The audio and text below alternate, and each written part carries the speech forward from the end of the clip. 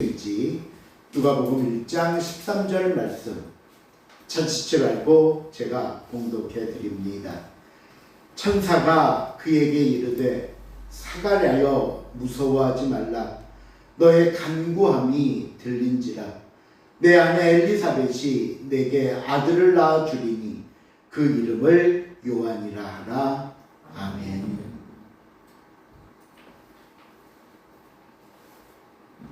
우리가 지난 시간에 누가복음을 시작하면서 서론에 해당되는 말씀을 살펴보았고요. 오늘부터는 누가가 이야기한 대로 자세히 미루어 살핀 내용들을 만나게 됩니다. 누가가 처음 우리에게 말하고자 하는 것은 세례 요한의 출생에 관한 기록입니다.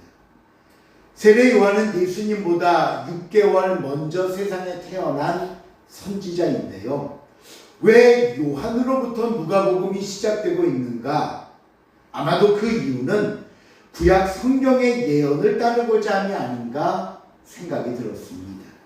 무슨 얘기냐면요, 말라기서 4장 5절 말씀을 보시면 구약 성경에 수많은 예수님의 예언들이 나오다가 예수님 탄생에 대한 예수님보다 앞서 주의 길을 예비할 사람에 대한 예언이 기록되어 있는 것을 보게 됩니다.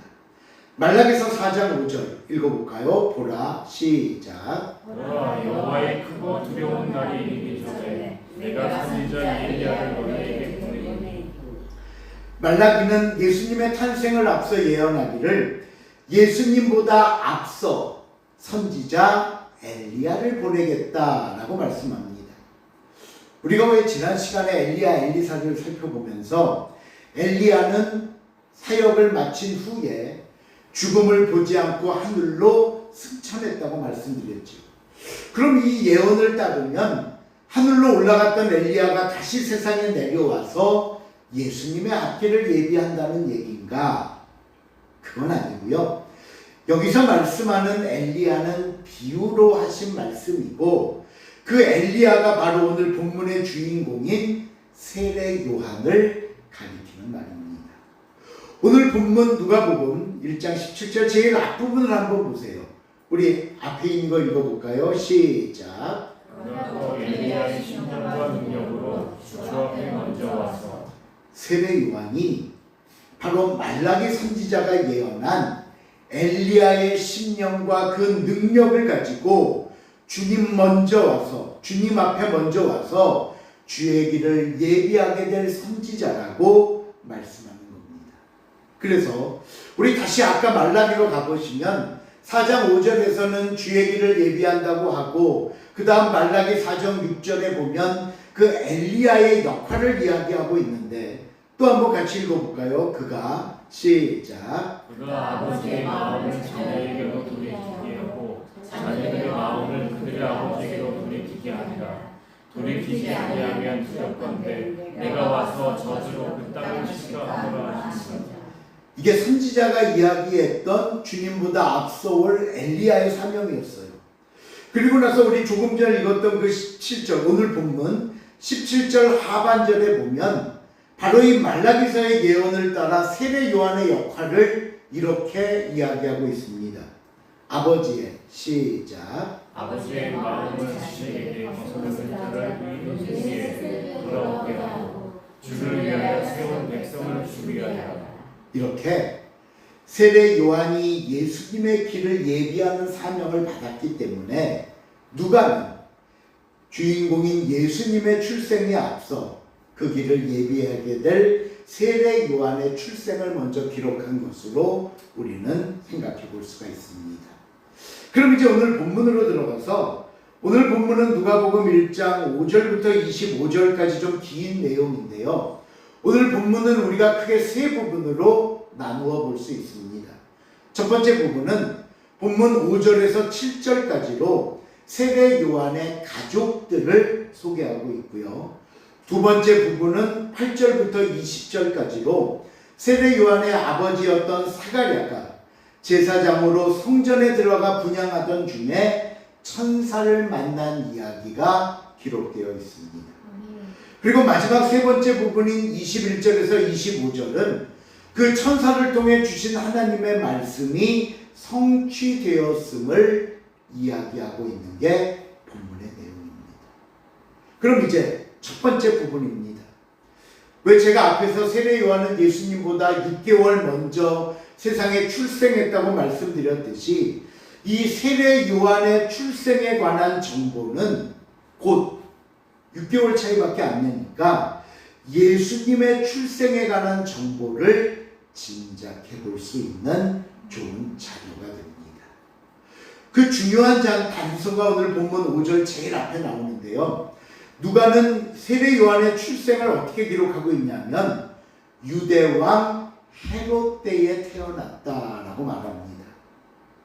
이 당시 유대왕 헤롯은 사실 그 뒤에 헤롯이라는 이름이 많이 나와요. 근데 흔히 우리가 헤롯 대제 또는 헤롯 1세라고 부르는 왕이었습니다. 이 헤롯이 누구냐 하면 그 동방박사들이 별을 보고 찾아와서 먼저 궁전에 가서 왕을 만나죠. 그 헤롯 왕이 바로 이 헤롯 왕이고요. 유대인의 왕으로 태어났다는 말을 듣고 위기감을 느낀 헤롯이 동방박사들에게 혹시 왕을 배웠거든 돌아가는 길에 나에게 와서 가르쳐달라고 그러죠. 나도 가서 좀 경배를 하겠다. 하지만 속마음은 죽이려는 거 아니었습니까? 그래서 동방박사들이 그것을 깨닫고 헤롯 왕에게 가지 않고 그냥 집에 가자 나중에 그 사실을 한 헤롯 왕이 그때를 기점으로 2살 아래 모든 남자아이들을 죽였던 바로 그 헤롯이 오늘 본문의 헤롯 대제 또는 헤롯 1세가 되는 겁니다. 근데 이게 왜 중요하냐면요. 헤롯은 BC 37년부터 BC 4년까지 유대를 다스렸습니다. 그리고 BC 4년에 죽거든요. 그러다 보니까 예수님의 탄생도 헤롯 때에 탄생된 거라면 예수님은 적어도 BC 4년 이전에 태어나신 것으로 우리가 계산하는 게 맞다는 겁니다. BC 4년. 다음 본문 5절로 다시 가보시면 세례 요한의 가문에 대해 이야기를 하고 있는데 우리 5절 한번 읽어볼게요. 아비야 반열에 시작. 아비야 반열에 제사장 한 사람이 있었으니 이름은 사가랴. 그의 아내는 아론의 자손이니 이름은 엘리사벳이라. 세례 요한의 부모의 이름이 먼저 나옵니다. 첫째로 세례 요한의 아버지의 이름은 사가랴다. 이 사가랴라는 이름의 뜻은요, 여호와께서 기억하셨다라는 겁니다. 하나님이 기억하고 계신다. 그리고 그의 아내이자 세례 요한의 어머니의 이름은 엘리사벳인데요. 이 엘리사벳이라는 이름의 뜻은 하나님은 절대적으로 믿을 만한 분이다 라는 의미입니다. 하나님은 믿을 만한 분이다. 근데 성경에 보니까 이 가정에 문제가 있었습니다. 본문 7절 볼게요.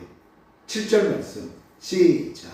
엘리사벳이 잉태를 못함으로 그들에게 자식이 없고 두 사람의 나이가 많더라. 이 아내인 엘리사벳이 아이를 갖지 못해서 자식이 없다는 것이 첫 번째 문제였습니다. 당시 아이가 없다는 것은 어떤 의학적인 문제로 보지 않고 하나님께 큰 죄를 저지름으로 심판받아 아이가 생기지 않는다고 여겼습니다. 그러니까 하나님이 벌로 그 태를 닫았다고 여긴 거예요.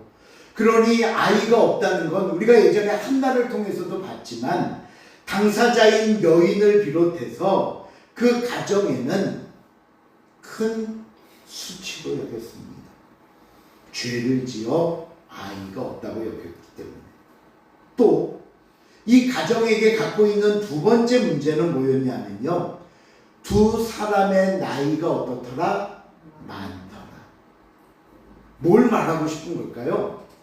그 첫 번째 문제인 아이를 낳는 것에 대해서는 나이가 많으니 어떤 기대와 소망도 할 수 없고 가질 수 없다라는 설명입니다. 아이가 없는데 나이가 많았다. 자, 그렇다면 정말 이 사가랴나 엘리사벳이 하나님께 무슨 큰 죄를 져서 아이를 갖지 못하거나 기회조차 얻지 못하는 것인가? 근데 성경은 절대로 그런 것이 아니라고 얘기합니다. 왜냐하면 그 앞에 6절에서 이렇게 말하고 있기 때문이에요.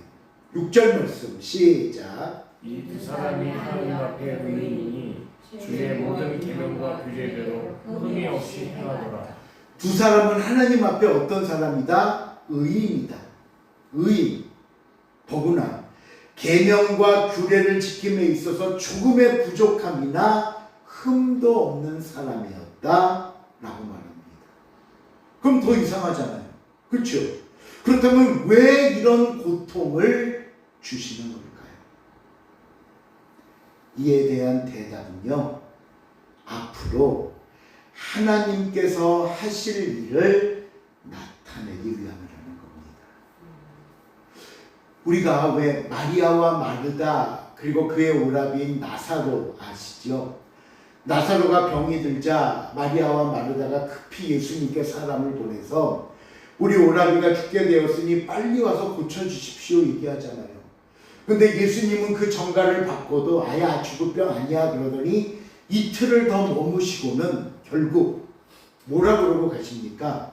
나사로가 죽었으니 이제 가자.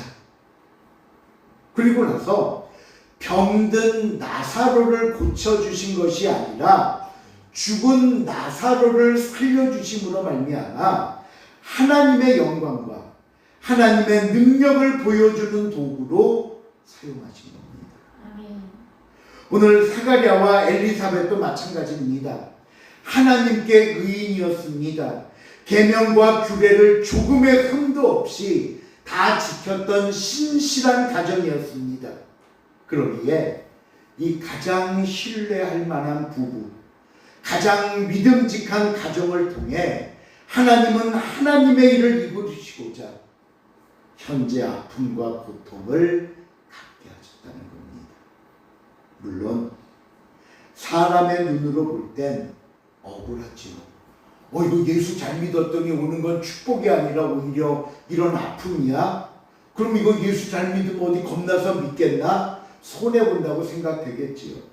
그러나 여러분, 우리가 성도로서 하나님의 자녀로서 하나님 앞에 믿음을 드리고 하나님이 우리를 믿고 사용하신다는 것, 이것이 얼마나 큰 영광인지 이것을 깨닫는 저와 여러분이 되어야 할 것이며, 그 하나님의 부르심과 사용하심 앞에 우리는 헌신과 순종으로 따르는 삶이 될 수 있기를 바랍니다. 이렇게 해서 세례 요한의 가족의 이야기 첫 부분이 마무리가 되고요. 다음은 두 번째 모습인 성전 안에서 일어나는 일을 우리에게 소개합니다.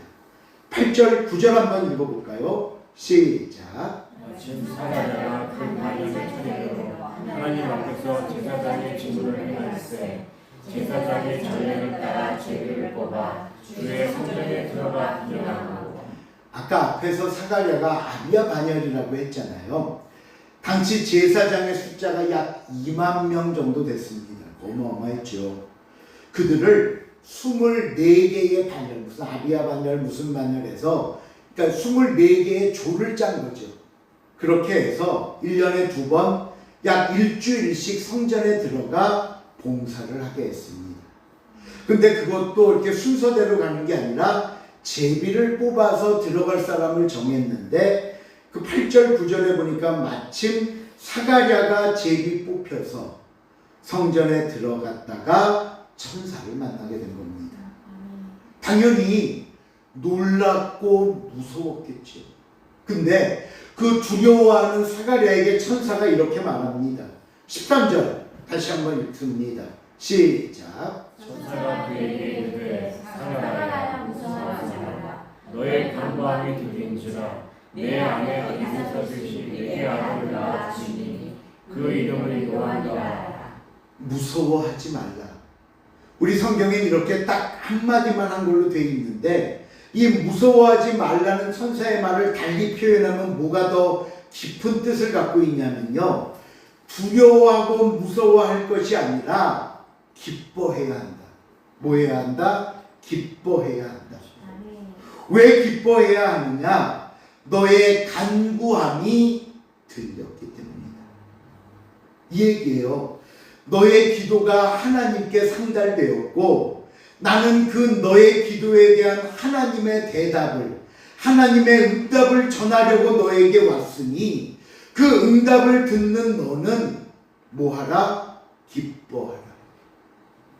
여러분, 이 말씀이 중요한 이유는요, 하나님께서는 우리의 모든 기도를 알고 계시고 우리의 모든 기도를 듣고 계시고 우리 모든 기도에 응답하십니다. 믿으십니까? 예. 그러므로 여러분, 내게 주시는 하나님의 응답에 기뻐하시기를 바랍니다. 내게 주시는 그 모든 응답에 감사하시기를 바랍니다. 설령 내가 원하는 것을 막으시는 응답이라 할더라도 그 막으심조차 나를 향한 하나님의 사랑입니다. 설령 내가 원하는 것과 전혀 다른 방향과 방법의 응답이라 하더라도 그것 또한 나를 위해 최선을 다하시는 하나님의 응답이기 때문입니다. 그러게 여러분, 내게 주시는 모든 응답은 우리가 기뻐해야 합니다. 하나님은 오늘 스가랴에게 자녀의 응답을 주셨습니다. 그것도 아주 구체적으로 아들을 주시겠다고 했고요. 그 이름까지 요한이라고 말씀해주고 계시지 않습니까? 그런데 이렇게 영광스러운 응답과 자리에서 스가랴가 뭐라고 대답하는 줄 아십니까? 우리 이어지는 18절 한번 볼게요. 18절 말씀 시작. 18절 18절 스가랴가 시작. 스가랴가 천사에게 이르되 내가 이것을 어떻게 아리요? 내가 늙고 아내도 나이가 많으니이다. 솔직히 스가랴 말은 틀린 게 하나도 없어요. 그렇죠? 하나도 없어요. 근데 여러분, 저와 여러분의 한계와 어리석음이 여기 있는 겁니다. 우리는 늘 이렇게 말합니다. 하나님의 말씀은 능치 못함이 없습니다. 하나님이 하고자 하시면 이루지 못함이 없습니다. 우리가 이 말을 하고 이 말을 들을 때는 언제나 아멘이라고 대답하고는 예, 그렇게 될 줄로 믿습니다. 이야기는 하는데 실제 내 삶에서는 이 말씀을 받아들이지 못합니다. 그런데 하지만 하나님, 저는 안 됩니다.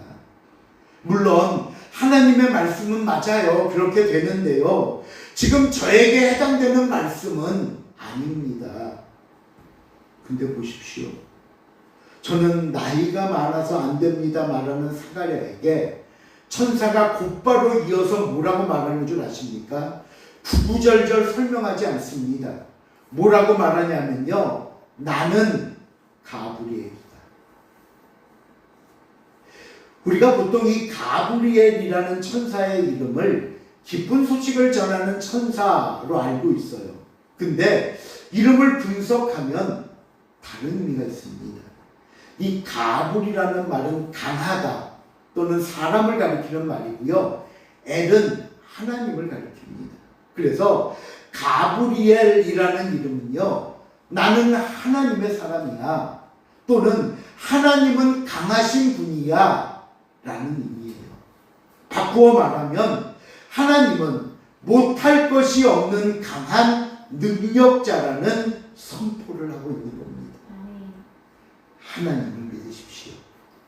저와 여러분을 위한 하나님의 계획과 진행하심과 그 결과를 믿으십시오. 여러분, 하나님이 결정하시면 모든 것은 가능해집니다. 하지만 이 믿지 못한 스가랴를 어떻게 하는지 보십시오. 본문 20절 읽어봅니다. 보라, 시작. 보라, 이 일이 되는 날까지 내가 말 못하는 자가 되어 능히 말을 못하리니 이는 내가 내 말을 믿지 아니하는 거라. 때가 이르면 내 말이 이루어지리라 하더라. 하나님은 믿지 못하는 사가랴의 입을 닫아버리셨어요. 말을 못하게 했어요. 그러면 이걸 어떻게 받아들여야 할까요? 먼저 그 입을 닫았다는 건 징계입니다. 믿지 못함에 대한 징계. 그런데 단순히 이 징계라는 표현도 단순하게 벌을 내렸다 이 얘기가 아니라요. 불신앙이 더 깊어지거나 퍼지지 못하도록 차단한 겁니다. 우리 경험을 봐서도요. 이 부정적인 말은요. 가장 먼저 내 믿음을 갉아먹고 내 모든 소망을 갉아먹습니다. 그러기에 우리는 항상 생각이 중요하고 그 내 생각을 밖으로 드러내는 말이 중요하다는 거예요. 말은 나 한 사람으로 그치지 않고 그 말을 듣는 사람에게도 영향을 끼칩니다. 그러므로 여러분 항상 긍정적인 말을 하십시오. 그리고 믿음의 말을 하십시오. 하나님을 만날 수 있는 말, 하나님의 은혜를 끼칠 수 있는 말이 언제나 우리 입에서, 우리 생각에서 나와야 하는 겁니다. 두 번째, 사가랴가 말을 하지 못하게 된 이유는요, 침묵 속에서 하나님을 만나게 하시기 위함입니다. 지금 당장 사가랴의 입에서 나온 생각과 대답은 부정이었습니다. 안 돼요, 하나님. 나이가 많아요. 하지만 하나님은 그 순간부터 아이가 태어날 때까지 10달 동안 강제적으로 그를 침묵에 몰아넣으셨습니다. 그리고 이 시간은 단순히 말하고 싶어도 말을 하지 못하는 답답한 시간이 아니라 하나님의 은혜를 깊이 묵상하는 시간이었던 겁니다.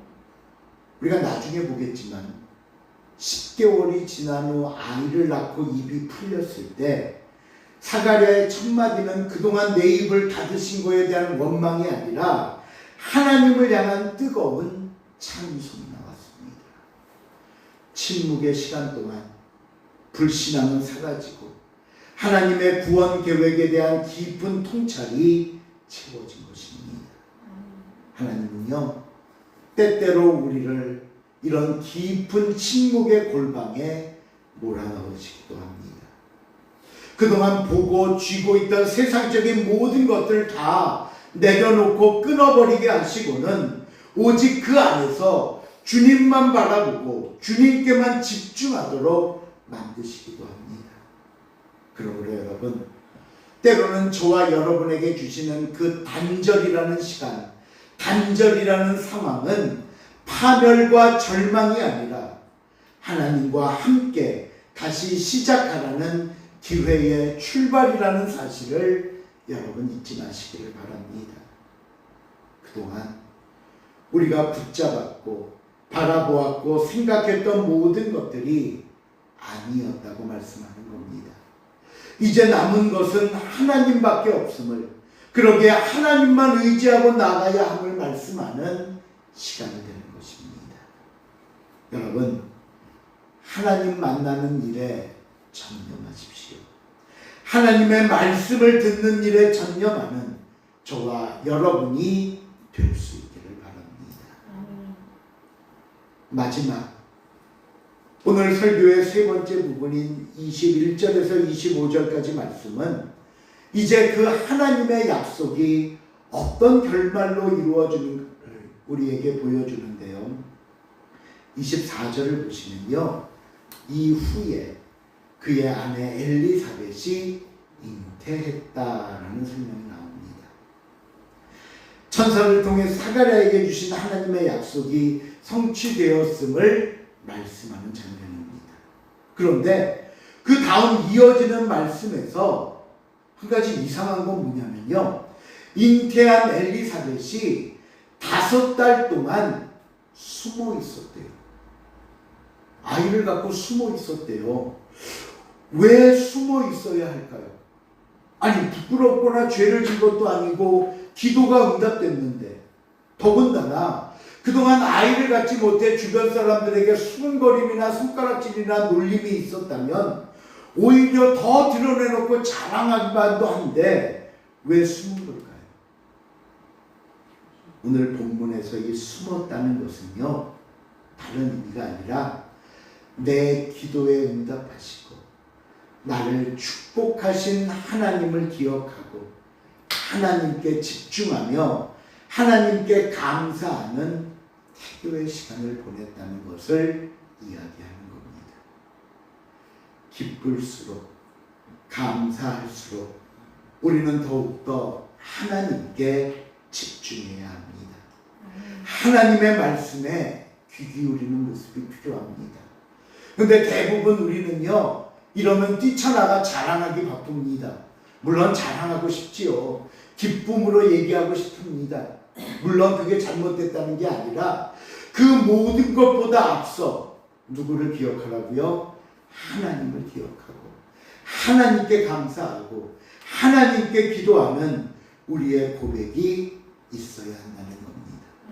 그래서 오늘 본문 마지막 25절에 엘리사벳이 이렇게 말합니다. 같이 읽어볼까요? 시작. 주께서 나를 들으시는 날에 사람들 앞에서 내 부끄러움을 없게 하시고 이렇게 행하시리라. 주께서 나를 돌보셨습니다. 그동안 자녀가 없어 수치로 여겼던 나의 부끄러움을 씻겨주셨습니다.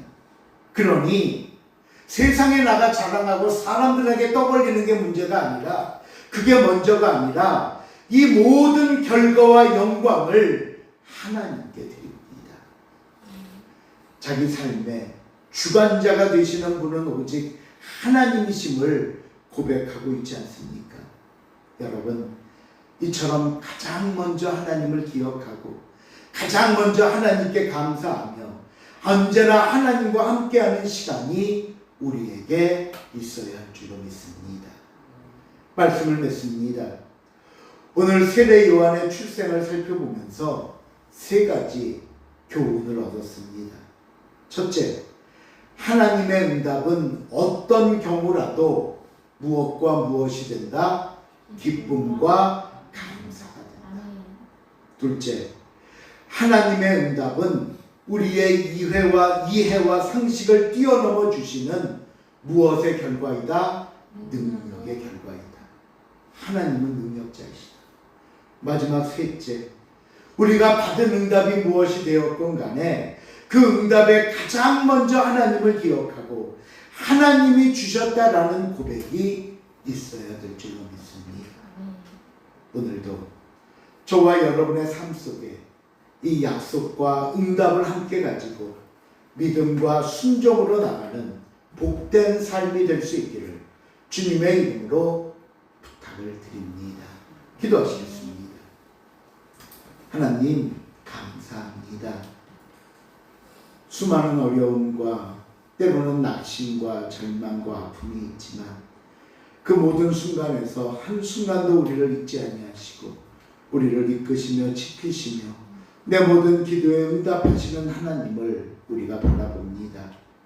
하나님은 능력자이시기에 내 기도에 응답하시기에 우리가 다시 한번 하나님을 기억하며 믿음으로 순종하며 살아갈 수 있는 복되고 귀한 삶이 되게 하여 주시옵소서. 감사드리오며 예수님의 이름으로 기도하옵나이다. 아멘.